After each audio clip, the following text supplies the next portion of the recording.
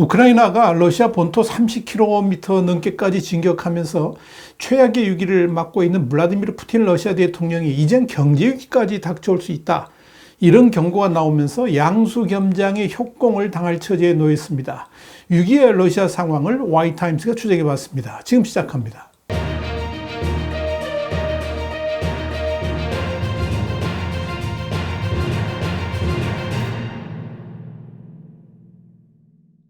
영국의 시사주간지인 이코노미스트는 12일 러시아가 전쟁 경제에 막대한 자금을 쏟아부으면서 경제를 급성장시켰지만 과연 그런 파티가 언제까지 지속될 수 있을지는 의문이라 그러면서 이 전쟁 상황에서 국민들에게 경제가 무너지고 있다는 사실을 숨기기 위해서 엄청난 재정 부양을 하고 있지만 이런 재정 적자는 한계가 있으며 결국은 러시아 정부가 높은 차입 비용으로 인해서 휘청거리게 될 것이다. 이렇게 경고를 했습니다. 한마디로 이 러시아 경제를 바라볼 때 지금 외부적으로 나타나는 수치만 믿어서는 안 된다는 겁니다.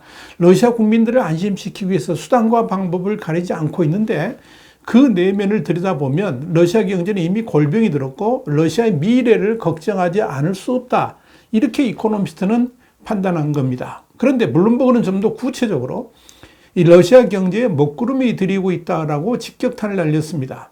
블룸버그는 12일 러시아 경제가 2분기를 지나면서 급격하게 둔화될 것으로 보인다 그러면서 경제 분석가들은 그동안에 러시아 경제를 막대한 국방비가 견인하면서 전시 경제를 바쳐왔지만 올해 하반기에 접어들면서 성장률이 절반으로 떨어질 것으로 예측하고 있다. 이렇게 보도를 했습니다. 블룸버그는 이어서 러시아가 우크라이나를 침공하면서 막대한 전쟁 비용을 치르고 있는데 이로 인해서 과열된 경제에 여러 가지 제약사항들이 늘어나면서 러시아 경제는 급속히 냉각될 가능성이 높다 그러면서 특히 군부가 노동력을 차출해서 전쟁에 투입하면서 노동력이 사실상 고갈되면서 방위산업 관련 확장도 이젠 제한될 가능성이 매우 높다 이렇게 진단했습니다. 블룸버그에 따르면 건설 및 은행 부문도 지난달 대부분의 국가보조금 모기지 프로그램이 종료됨에 따라서 더 이상 고금리의 영향으로부터 보호받지 못하고 있습니다. 이런 영향으로 지난 9일 발표된 2분기 국내 총생산, 그러니까 GDP는 4% 증가한 것으로 나타났지만 블룸버그의 경제학자들이 분석한 바에 따르면 올해 남은 기간 동안의 성장률은 그 절반 수준으로 둔화될 것으로 보인다는 것입니다. 여기에 대해서 블룸버그 이코노믹스의 러시아 경제학자인 알렉스 이사코프는 러시아 당국이 발표한 GDP 추정치는 러시아 경제가 눈에 띄게 냉각되기 전 마지막 성장세를 보여주는 것이라고 그러면서 이 러시아의 성장률이 올해 하반기에 2% 내외로 둔화가 되고 내년에는 0.5에서 1.5%에 이를 것으로 예상을 했습니다.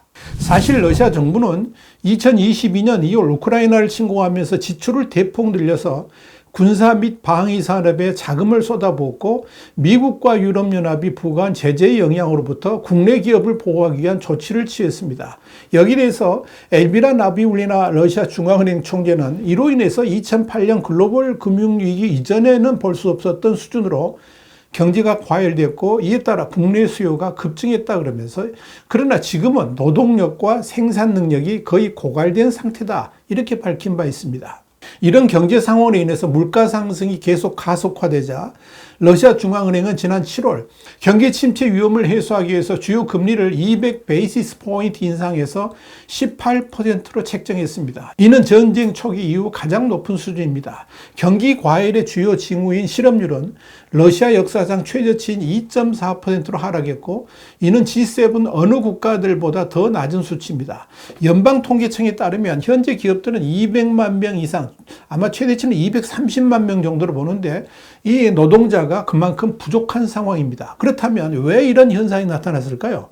이유는 간단합니다. 여기에 대해서 RBC 뉴스 사이트는 지난 8일 기업들의 취직에서 일하던 직원들이 무기 생산을 위해서 국방 관련 회사로 옮겼기 때문이라 그러면서 심지어 러시아 은행의 경우에 현금 수송을 위한 자체 장갑 차량의 생산마저도 중단됐다라고 전했습니다. 특히 우크라이나와의 전투에 병력을 투입하기 위해서 러시아 당국이 지원자들에 대해서 상당한 금액의 보너스를 지급하면서 일할 수 있는 자원들이 빠져나가는 것도 일자리 부족을 부채질하고 있습니다. 이뿐 아니라 전쟁이 일어나면서 최소 100만 명 이상의 젊은이들이 해외로 빠져나간 것도 산업체에서의 인력 부족을 몰고 온 중요한 요인입니다. 이런 이유 때문에 러시아 경제 상황의 악순환이 이어지고 있는 겁니다.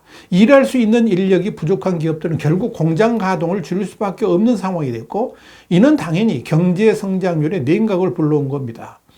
실제로 건설 부문 성장률은 2020년 이후 가장 낮은 수준을 기록했고, 제조업의 경우에는 5월에 비해 6월에는 절반 수준으로 내려앉았습니다. 러시아 경제부가 발표한 자료에 따르면 에너지 판매를 포함한 도매 무역은 전월의 두 자릿수 성장에서 2% 미만의 성장으로 둔화가 됐습니다. 지금의 경제 상황에 대해서 러시아 경제학자인 알렉시 이사코프는 그동안 러시아에서 가장 호황이었던 군수산업마저도 치열한 노동력 경쟁, 장비 가동률 제한, 수입 부품에 대한 접근성 문제로 사방에서 성장 한계에 부딪히고 있는 것을 보인다 그러면서 20% 이상의 이자율로 대출을 받아야 하는 현실에 직면했던 소비자들이 늘어나면서 민간 산업이 성장의 대체 동력으로 작용하기는 어려울 것으로 보인다. 이렇게 지적을 했습니다. 이런 위기감은 이 러시아 중앙은행의 회의록에서도 나타납니다. 가장 최근에 기록된 회의록에 따르면 6월과 7월에 나타난 경기 둔화 조짐이 내수 침체를 의미한다 그러면서 생산 능력에 대한 제한이 날이 갈수록 심해지고 있다라고 평가했습니다. 회의록은 이어서 인플레이션 압력을 억제하려는 은행의 노력에도 불구하고 인플레이션 압력이 여전히 높다라고 지적을 했습니다. 옥스퍼드 이코노믹스의 이코노미스트인 타티아나 올로바는 블룸버그에 6월 데이터는 일회성일 수 있으므로 경기 둔화가 시작되었다고 말하기에는 너무 이르다 그러면서도 올해 하반기에는 통화 긴축과 건설업에 타격을 줄 수 있는 인기 있는 모기지 보조금 프로그램이 종료되면 성장세도 영향을 받게 될 것이다. 이렇게 전망했습니다.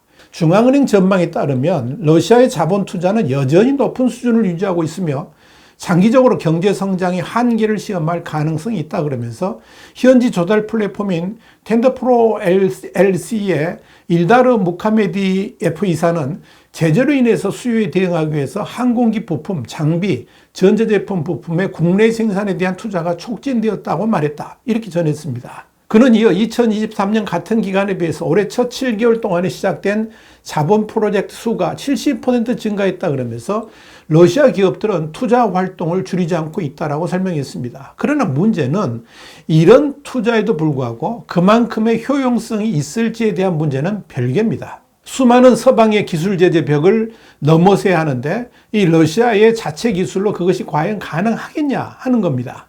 여기에 대해서 옥스퍼드 이코노믹스의 올로바는 자본 투자는 장기적인 성장 스토리의 일부일 뿐이라 그러면서 러시아의 전쟁이 3년째로 접어들면서 노동력과 기술 제약은 해결이 더 어려워질 수 있다라고 지적을 했습니다. 올로바는 이어서 러시아의 성장 잠재력은 낮은 인구 증가율, 높은 단위 노동 비용, 매우 열악한 투자 환경 등 여러 가지 문제로 인해서 방해를 받고 있다라고 평가를 했습니다. 러시아가 경제적 위기를 맞이하고 있는 상황에서 우크라이나가 본토까지 진격하면서 러시아는 공황 상태에 빠졌습니다.